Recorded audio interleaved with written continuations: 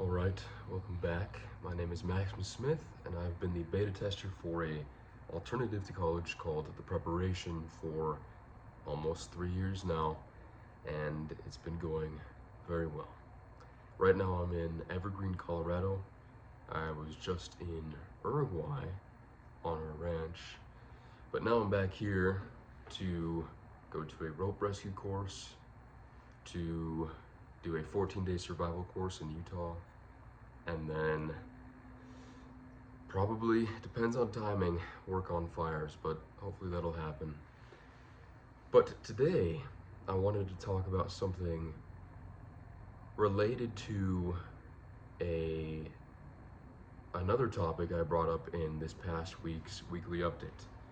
And what I brought up in that weekly update was loneliness. Loneliness is a major part of the preparation. It is one of very few downsides. It's a trade-off you have to deal with, and it's at times extremely difficult. It's been definitely very, very tough for me sometimes, but that's just how it is. The other extremely difficult part of the preparation, which honestly I think isn't nearly as hard to deal with. I mean, depends upon the person, who you are, and your temperament, your personality, but this other problem can go away with time, with much less time than dealing with loneliness. Because loneliness, especially if you're doing the preparation as it's meant to be done, and you're spending a lot of time at home, and then you're away in a completely different place doing something you know nothing about or know very little about.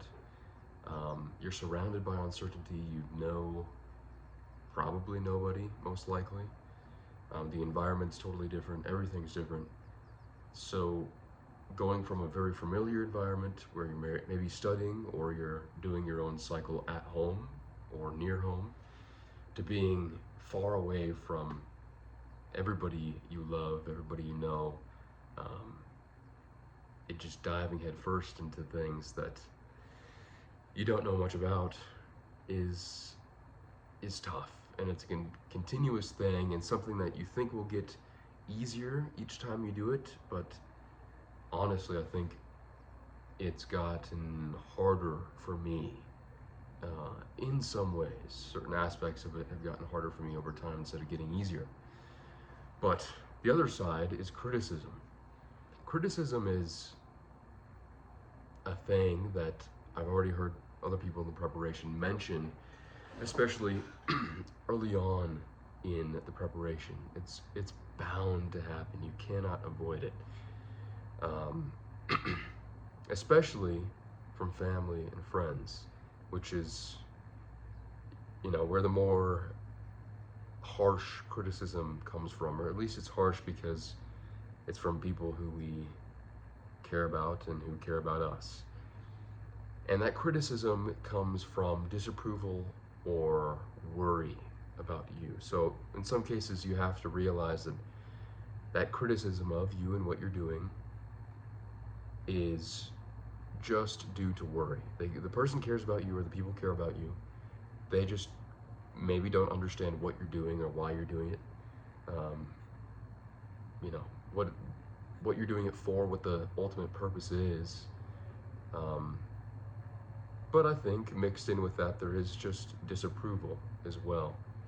And I definitely noticed it on my own path in the beginning of the preparation. I didn't even know it, but family members would call my dad and say, is Maxim okay? What is he doing? Because everything I was doing didn't make sense to the way people have lived for, man, let's say 50, 60 years. I mean, it's definitely become the primary way of living within the past 50 or 60 years, which is, you go through the life checklist, as I like to call it. And the life checklist makes life, while there are good things in it, meaningful, like good for the soul things in this life checklist, if it's followed in a very linear fashion as it is and has been for so long, it is, or at least in large part, it is soulless. And that checklist would be, get through K through 12, make sure you get your high school diploma or GED, and then from there, straight into college. Maybe some will go into the military, some will go into trades, and then from there, it's all about trying to get that over with so you can get into a job, get steady, safe, get a safe job with consistent pay, and then you get married, have kids, retire and die is the basic life checklist. And so anything that goes against that is, even though that's like, when you actually think about it, how people have lived in the past, if anybody does any reading about history that covers anything past the last 50 or 60 years, you can see how people lived. And yes, there were many things within their lives that incorporated things from the life checklist, like getting married and having kids is a good thing. Trying to find good work is a good thing. But when it comes down to your life just having to be lived in this very linear fashion where you're doing everything because it's expected of you by society or by the culture, it's not actually, there is no meaning in it. And at the same time, it's gotten worse because the jobs you're trying to get by going to college, I mean, nowadays, most of the time, you're not even going to get a job related to the degree you got. But even then, if it did, is it really all that useful? Do you know how to do anything in the real world? Chances are no. And that used to not be the case. We live in a very unnatural time. So you have to understand the way people look at things nowadays, the reason why a lot of people will criticize you, even people you love and that love you, is just because of the way life has been framed to them. They still subscribe to this idea that this is how life is supposed to be lived, even when institutions like college are crumbling now. I mean, I think it was in Forbes that like the resume holds very little weight anymore. Your resume, it doesn't matter. What people really want is real experience, real skills, people who know how to do real things in the real world, people who go out on their own and choose to do these things instead of funneling themselves into or being funneled into an institution. I mean, that's unnatural. And you can float through college and literally learn nothing. So but you still have to realize people are working with this perspective of life, a very unnatural perspective. Even people you love and care about, even if some of them are highly skilled in a very specialized area and are worth listening to, even people who are wise and at least in several aspects of life, wise to a certain degree. They may not understand the soullessness of this conventional path, and they probably don't understand the way the world is going as well. The way the world is going now is not at all going to favor people who are specialists, people who can do one thing and maybe not even do it very well, but do it well enough. The world is not going to favor that. The world that we're going into is a much more dynamic and different world that is not centered around institutions and those who, I mean, I can't think of an institution, a major institution, at least in the United States, that in the last 5 or 6 years hasn't been discredited. I mean, I can't think of anything. Not one thing. It doesn't matter what field it is, it's medical, education, whatever. I mean, it's all been discredited, and nobody really trusts these things anymore inherently, or at least very few people do, compared to 10, 15, 20 years ago. So be aware that they're lacking perspective, and that's part of it. But going back to it, you're going to be criticized. I mean, you're doing something so different, and people aren't going to understand in the beginning why you're doing what you're doing, and they're not going to understand why you're bouncing around from one thing to the next. It's going to be very, in their mind, very sporadic, disconnected, and almost like you're just dipping your toe into different things. And I've heard people say this, or say things like this to me, like, oh, you don't want to just be kind of testing things out all the time. You don't want to be that guy. It's like, well, that's not what I'm trying to be. I don't want to be that guy at all. I'm trying to gain a foundational level of comfortability or competence within skills within a very short period of time, which is totally manageable. Totally manageable. But when people look at it and they go, okay, so he went to a 4-month EMT school, and now he's learning how to work on a ranch. I thought he wanted to become an EMT. Why is he not immediately going into the medical field? But now he's working on a ranch in South America. Well, that's kind of strange. And now he's going to a rope rescue course. Oh, and I guess he's using his EMT to work on wildfires. That's good. That's kind of connected, but still, the wildfire stuff is only a seasonal thing. But now he's going to learn how to sail in the South Atlantic. That's, what is he going to get from that? What's the point of that? It's all to the outsider. It is all disconnected, and they don't see the end in it.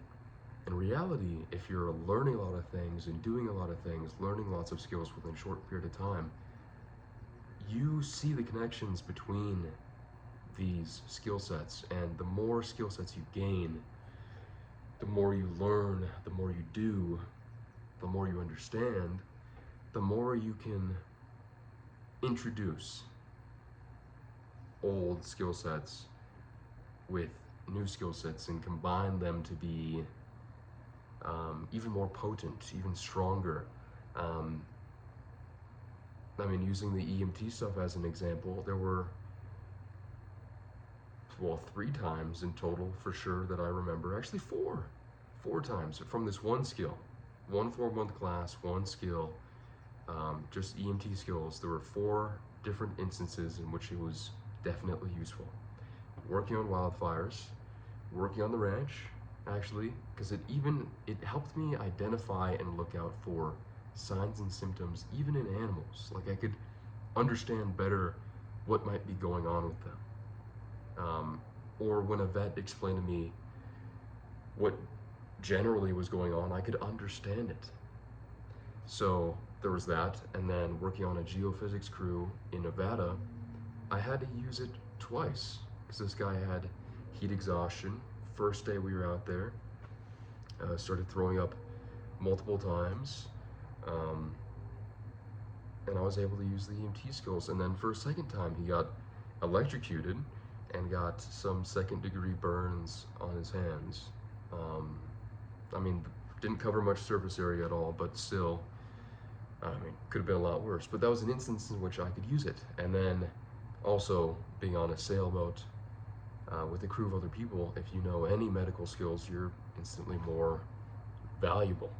So 4 instances of that from that one skill alone. And then there's other things, like speaking of the rope rescue course I'm going to go to, that's another thing in which, even though I've forgotten most of the rope skills now, I'll have to refresh on these things in South Dakota. But rope skills are valuable on ranches, on boats, in everyday life. These things connect all the time. If you understand anything about weather that's useful in sailing and flying and everyday life. It comes up, you know, these minor skills or skills that seem minor to you and that are disconnected and strange, whatever. The things that people don't see value in because they don't immediately produce any financial benefit to you. Um, it's that's where the real good stuff comes from. That's where you find joy in it, first of all, but you also are expanding your skill set every time you learn something new, which in the long run makes you a lot more valuable, and people in the long run will want to pay a lot more to have someone like you on their team. There's no doubt about that. No doubt at all. So, again, that connects back with the basic idea of they just don't understand what you're trying to do.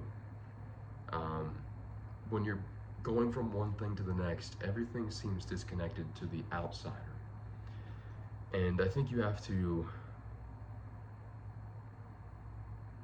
respect and understand the ignorance. And that's what it is. It is true ignorance of what you're doing and the path you're on. And you honestly have to have a stoic view of it, which doesn't mean without emotion. It just means having emotion within your own control and saying, okay, family members or friends are criticizing me because I'm doing something that is extremely meaningful to me and that I believe will produce an invaluable outcome within 2, 3, or 4 years for me. So with that, I have to just continue on my own path, and hopefully I will find somebody who will offer words of encouragement and understand what I'm trying to do. But I have to just keep going on this path, and whether or not they recognize what I'm trying to do or not, that's up to them. I'm just going to do what is necessary.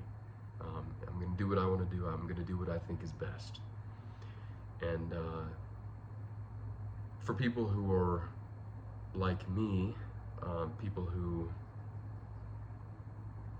strengthen their own convictions when opposed, at least sometimes, it can actually be oddly encouraging.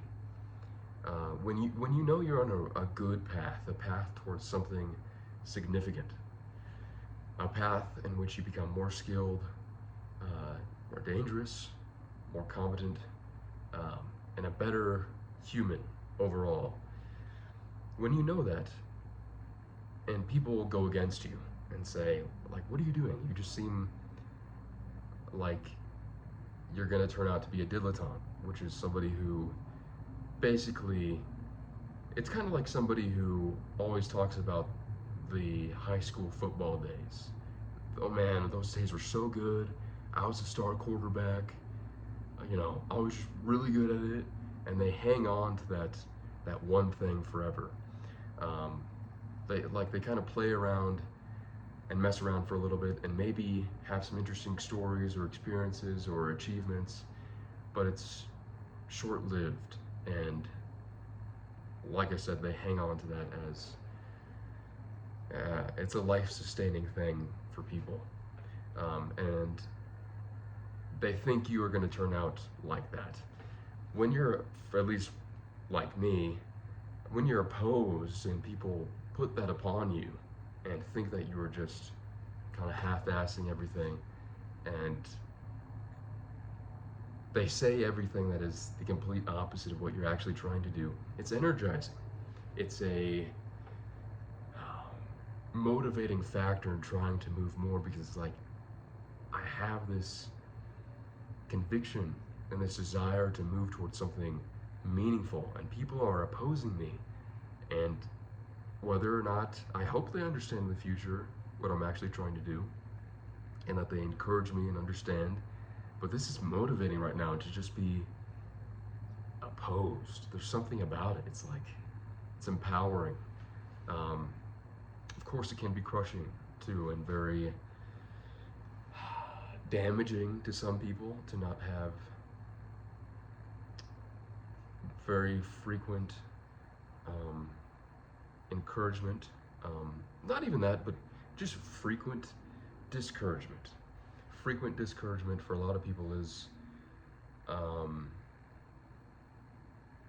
just something that is bound to make you feel low.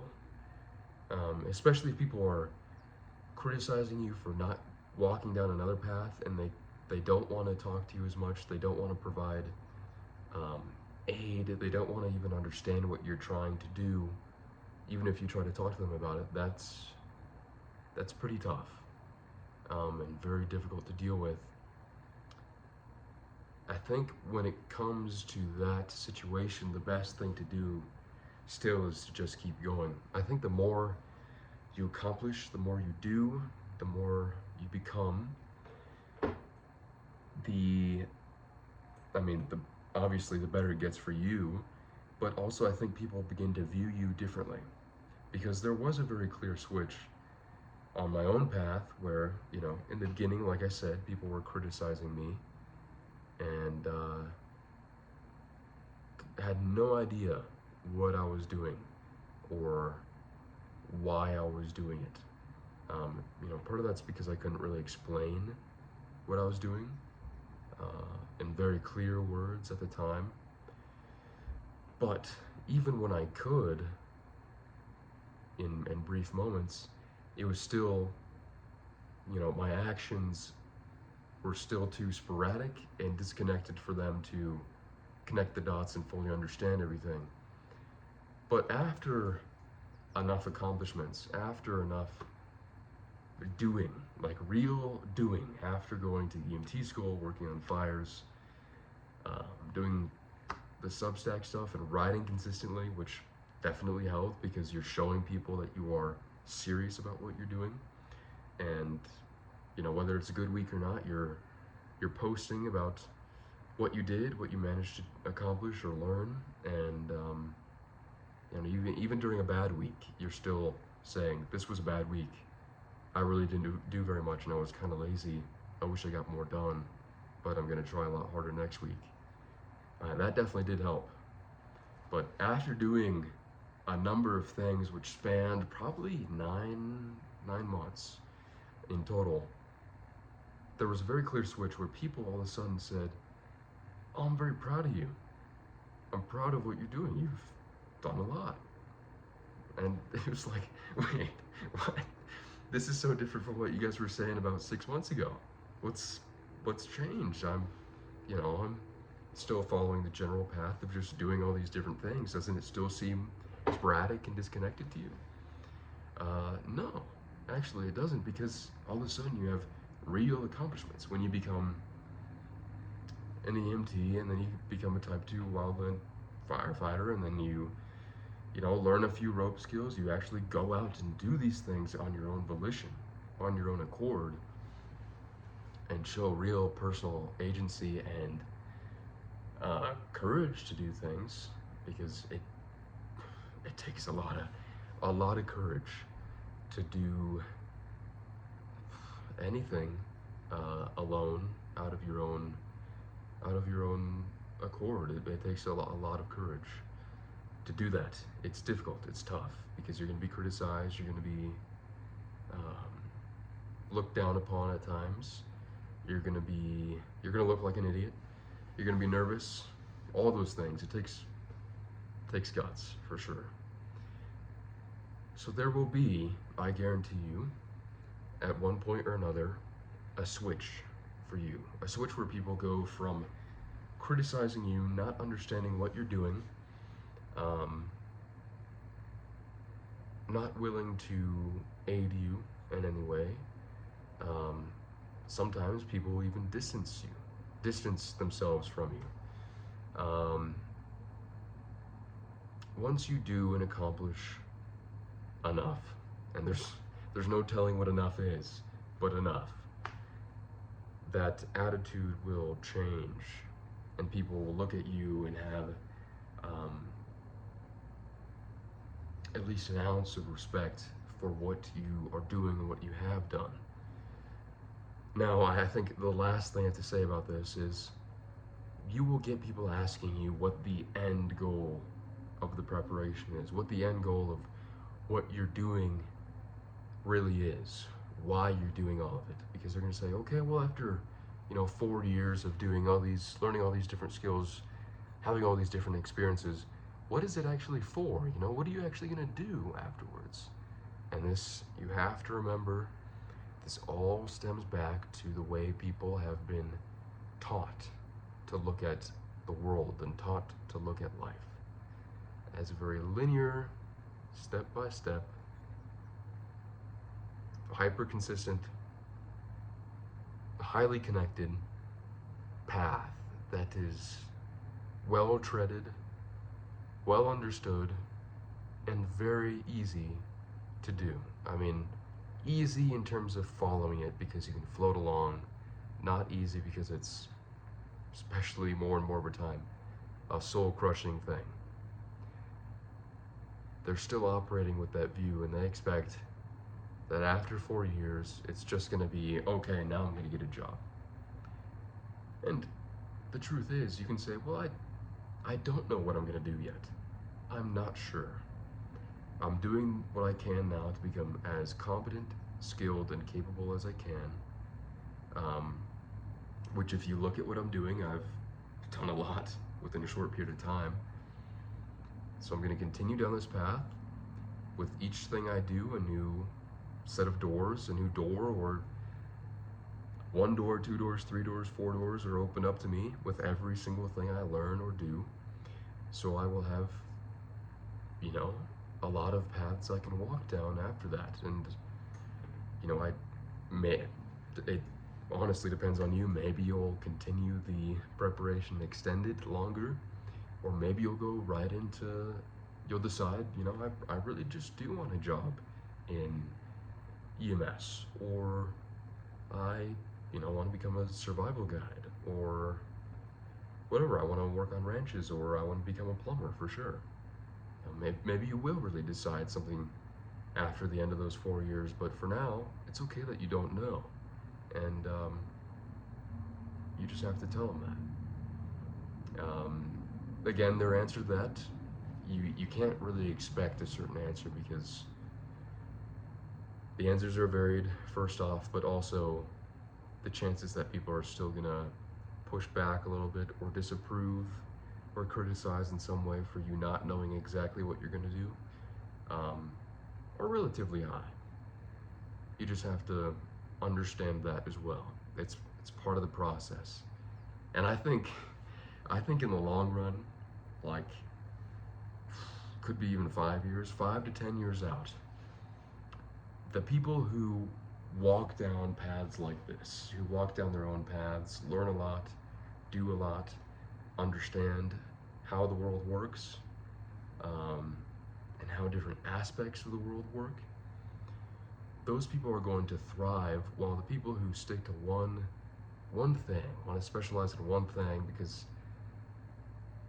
probably because it was the easy thing to do, or it's what they were told to do, it's sad, it's not a good thing, but it's necessary. They are not going to have a fun time.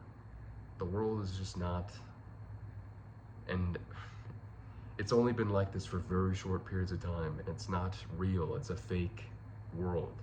The world is not supposed to be, life is not supposed to be linear at all. The world isn't supposed to be made up of a set of institutions that you funnel yourself through. We just happen to be living in a very short time period of, authentic life progress and personal progress as well. That's all going to come to an end. Whether it's a very abrupt end, which I think it probably will be,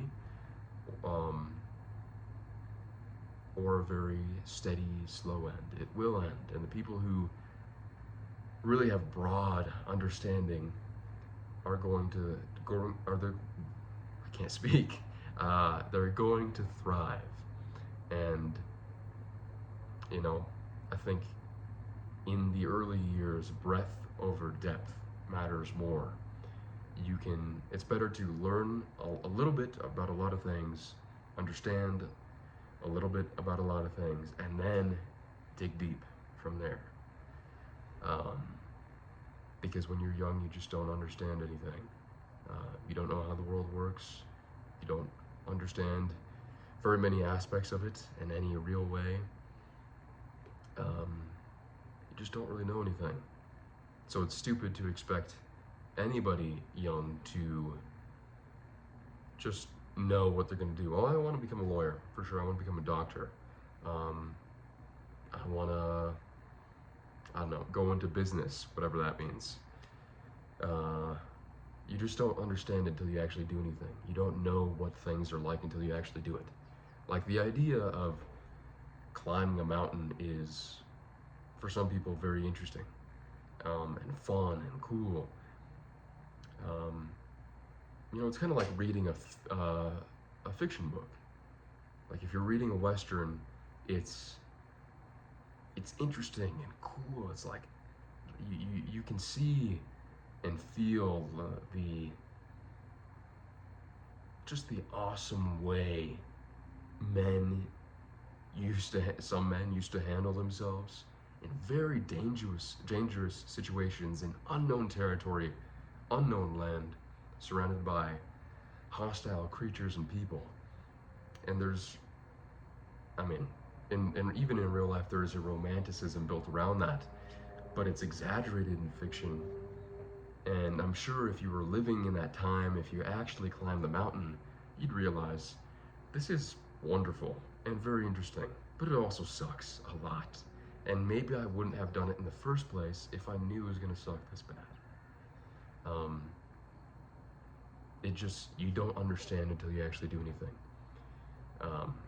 So anyway, kind of going off on a tangent that's a little too far away from the main point, which is you're going to deal with criticism, you're going to face criticism, and you need to face it, especially if it's coming from people you know and love, with a feeling of love for them and love for, and when I say that, I mean love in terms of understanding their ignorance and appreciating them despite that. While on the flip side, also kind of maybe being somewhat empowered by the opposition. It's tricky, it's a balance, and it's something you have to figure out in the beginning, because especially if you have a certain type of personality, certain type of temperament, it will do damage to you, it will hurt you, and you will feel like you have nobody on your side. I was very lucky because my dad, every step of the way since the very beginning, has been rooting for me 100%. Always been willing to help me with something, help me with a mental or psychological obstacle I needed to overcome, or a physical, real world obstacle, like a logistics issue, like trying to plan something, or figuring out what might be best to do next. And I've been lucky the entire way. So if you can find somebody like that in your own life, friend or family, you need to hang on to that and really use it and be willing to listen to that person who's hopefully a lot wiser than you are, has a lot more life experience, has a true understanding of how the world works, and you need to be willing to take criticism from them, good criticism, because they're actually wanting to help you and not just criticize, but also just listen to what they think might be best. And you got to be discerning, because chances that they have done what you are doing exactly is very low, so they might not understand everything completely, but general life situations, general pieces of wisdom, they can help you out with it. So yeah, that's about it for criticism.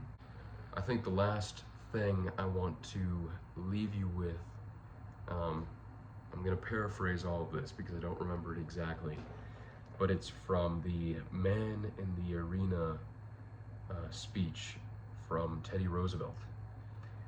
And it goes something like, "It's not the critic who counts, not the one who points out how the strong man stumbles, or where the doer of deeds could have done them better. The credit, the real credit, goes to the man in the arena, whose face is marred by dust and sweat and blood, who errs and errs again, who fails and fails again. The man who has really gone out and done something, no matter whether he's failed or not. He's actually done something. He's gone out there and done it. And that's where that feeling of being empowered by criticism or opposition comes in, and ties in with the Man in the Arena speech, because that's where you need to be able to draw some power from that. You need to draw some power from the fact that you are doing things in the real world. How many people in their own lives actually make very many of their own decisions that shape the course of their life? Very few. In reality, very few. Most people waste their lives, give very little effort, maybe 40% at best, usually like 20 to 25% effort in their life.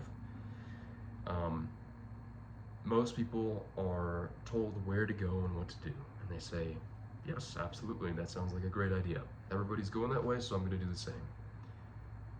There's no, it's okay. Everybody can do what they're going to do, but there's not very much honor in that, and there's not very much good to be found in those things. There's good to be found in allowing people to be as they are and not criticizing that, which is something I'm very guilty of, but there's no good in living a life that is unexamined. That's for sure. So anyway, that's a long video on criticism. I hope it's been helpful. I understand what it feels like to be criticized and what it feels like to have people look at you and not have any clue what you're doing and think that you're a complete idiot. It's just how it is. It's okay. But anyway, I hope you guys have a good day, and I'll talk to you soon.